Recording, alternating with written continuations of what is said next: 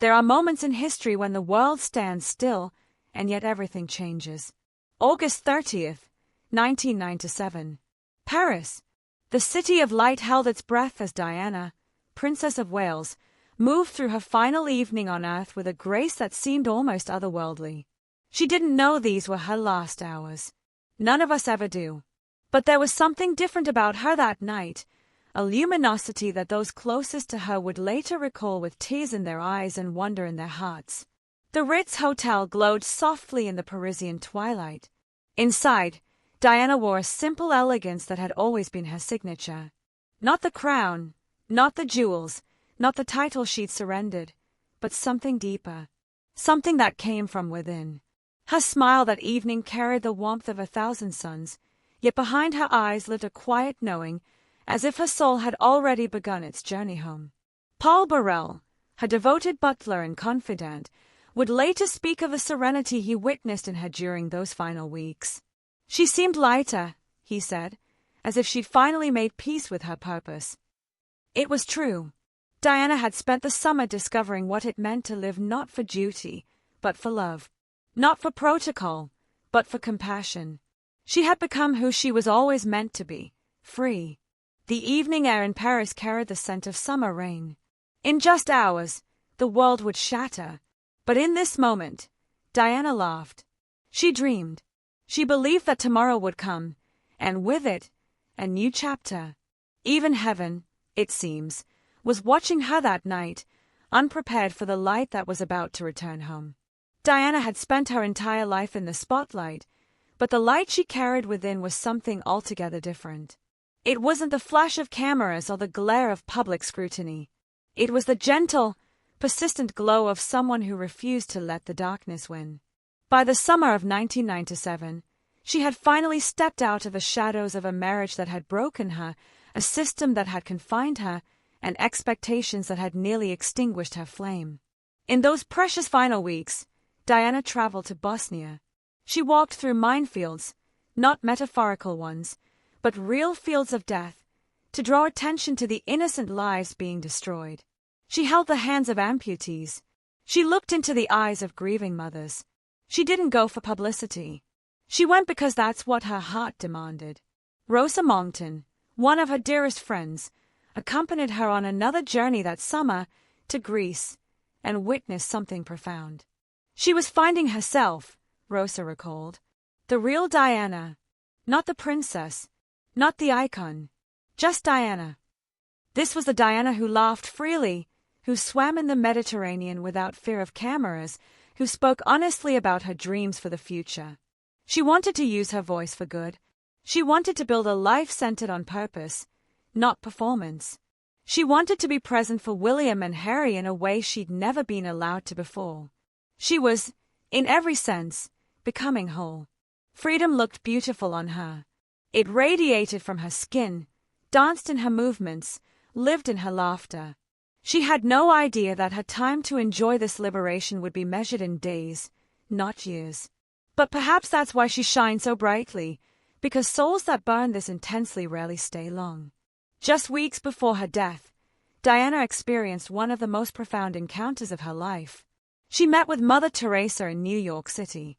Two women, both devoted to service, both criticized for their choices, both unwilling to let the suffering of others go unnoticed. They sat together in a sparse convent room, two lights meeting in the darkness of an indifferent world. Mother Teresa was frail, her body beginning its own journey toward eternity. But her spirit remained fierce. And Diana sat beside her, and they spoke not of fame or fortune, but of purpose. They discussed the forgotten children of Calcutta and the forgotten patients dying of AIDS in London hospitals. They spoke of leprosy colonies and landmine victims. They shared the language of compassion, which needs no translation. When Diana left that meeting, something had shifted in her. Those who knew her best could sense it. She had been validated by someone who understood the calling she felt but could barely articulate. Mother Teresa saw in Diana what the world often missed, a genuine humanitarian heart beating beneath the designer clothes and diamond tiaras. Within days of Diana's death, Mother Teresa herself would pass away. Two souls who had touched the untouchable, who had loved the unloved, departing this earth within a week of one another. Some called it coincidence. Others called it divine timing. Perhaps heaven needed them both. Two angels who had spent their earthly lives doing heaven's work. The world mourned them together, these unlikely sisters in compassion, these beacons of light in a world that so desperately needed illuminating. William and Harry were just 15 and 12 years old when they lost their mother. They were on holiday at Balmoral with their father and grandmother when the phone call came that would fracture their childhood into before and after. But the Diana they remember, the Diana they carry with them, isn't the tragic figure in the tunnel. She's the mother who broke royal protocol to take them to theme parks. She's the woman who sat on their beds and talked to them like real people, not future kings. Prince William would later recall, she was our guardian, friend, and protector. She never once allowed her sons to be immersed in royal life, not if she could help it. Diana fought battles behind palace walls to ensure her boys had as normal a childhood as possible. She took them to homeless shelters because she wanted them to understand that royalty meant responsibility. She introduced them to patients dying of AIDS, gently teaching them that compassion requires courage. Harry has spoken openly about how his mother's absence shaped his life. "I know she's watching over us," he said years later, "and I feel her presence in nearly everything I do now." The causes they champion, mental health awareness, support for veterans, HIV advocacy, conservation, these are extensions of Diana's legacy.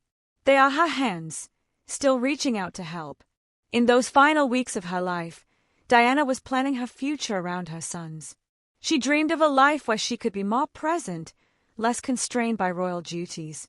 She wanted to be the mother they deserved, fully, freely, fiercely. She never got that chance. But the love she poured into them during 15 and 12 years proved eternal. It lives on in every life they touch, every hand they shake, every cause they champion. August 31st, 1997. Just after midnight, Diana and Dodi Al-Fayed left the Ritz Hotel through a back entrance, hoping to escape the relentless paparazzi who had hunted her all summer.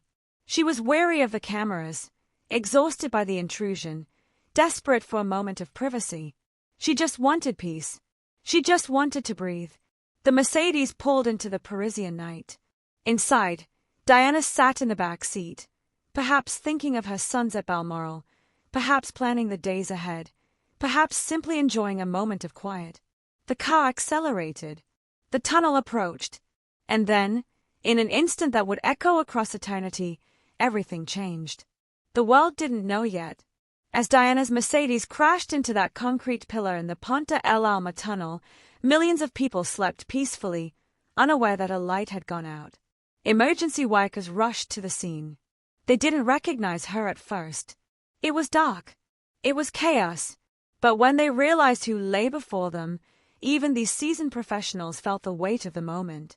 Diana was conscious at first. She spoke. She moved. But the internal injuries were catastrophic. She was rushed to Petit-Salpêtrière Hospital, where doctors worked desperately to save her. For hours, they fought. For hours, they hoped.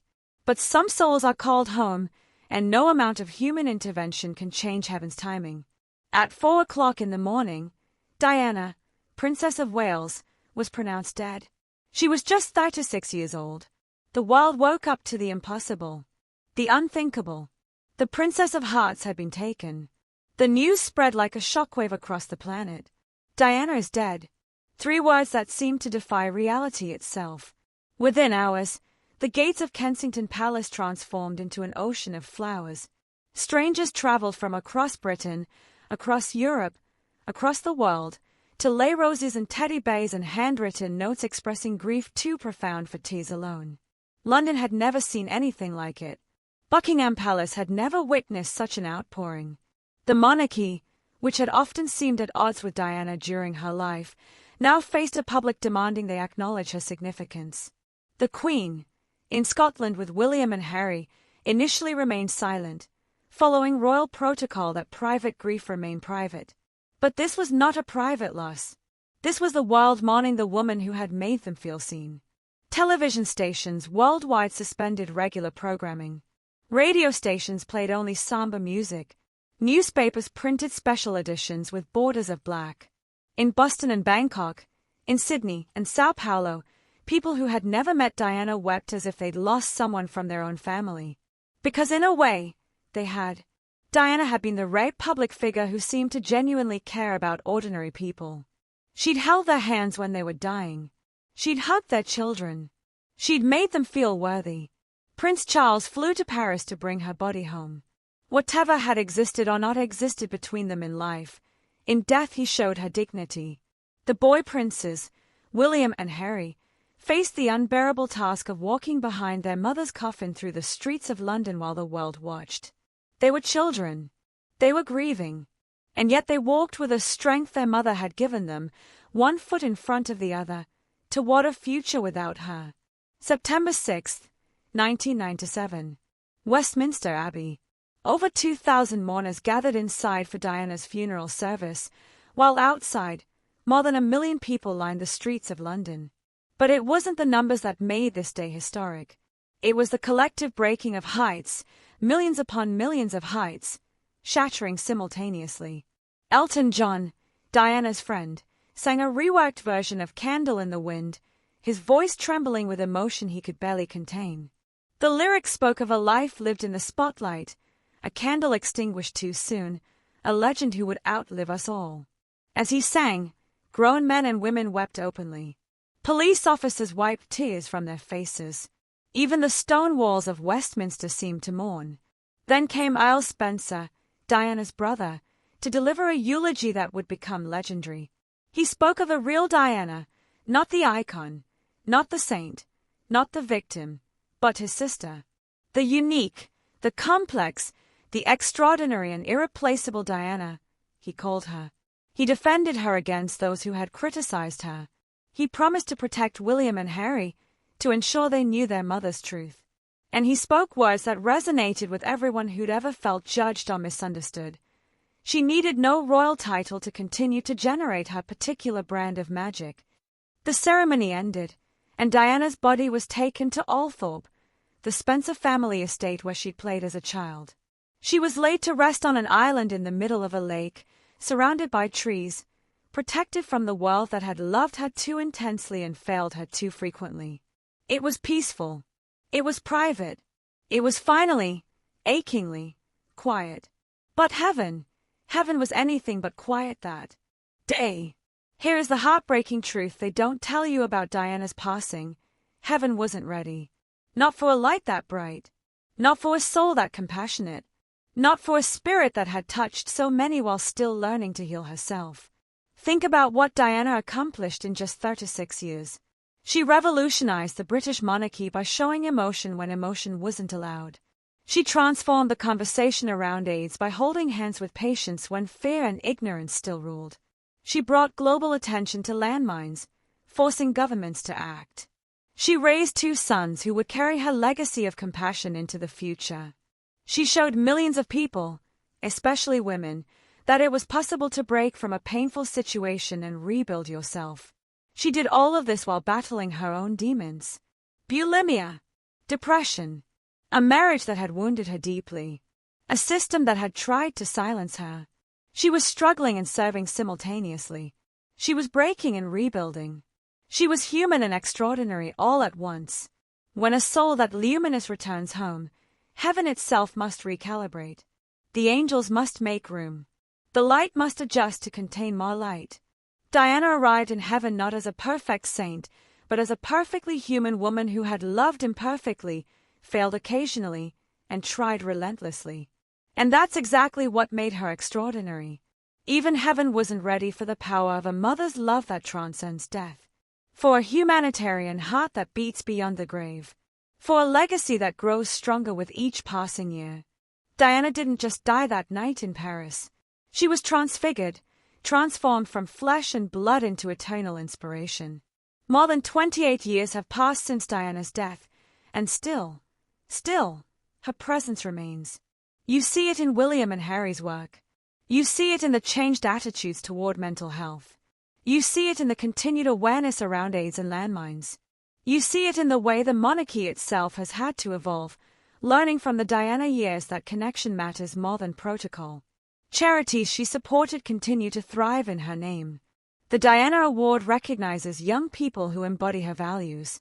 Documentaries and books still explore her life, not out of morbid curiosity, but out of genuine desire to understand a woman who seemed to hold up a mirror to society's failures and ask us to do better. Her sons have spoken about her with increasing openness as they've aged.